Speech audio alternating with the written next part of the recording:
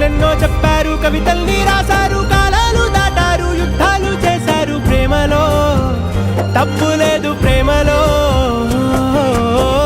వేల వేల వెన్నెలంత మీద వాలి వెలుగునంత మోయమంటే నేను ఎంత రే.